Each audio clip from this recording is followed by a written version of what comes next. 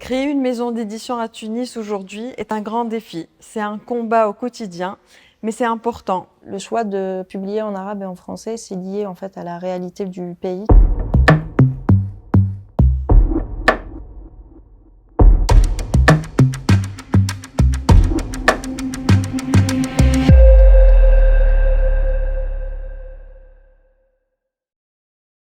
Pour moi, créer une maison d'édition à Alger, c'était décider de faire les choses un peu différemment.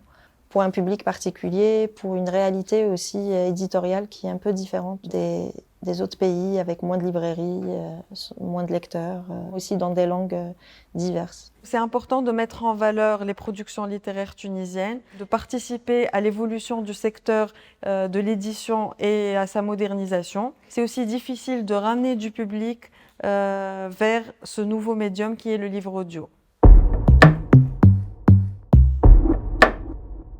C'est vraiment un projet qui s'inscrivait dans cette idée de, de coédition et d'entraide et de lien entre des maisons d'édition, des chercheuses et des artistes qui venaient de différents pays de la Méditerranée.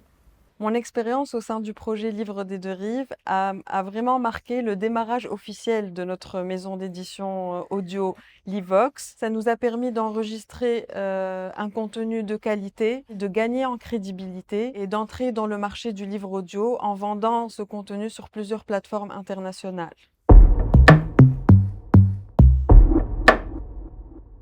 On peut parler d'enrichissement mutuel des littératures en langue arabe et en langue française. Quand on voit le va-et-vient des mots qui s'invitent quand on écrit, il était vraiment nécessaire et absolument hors de question pour nous de faire que en français ou qu'en arabe.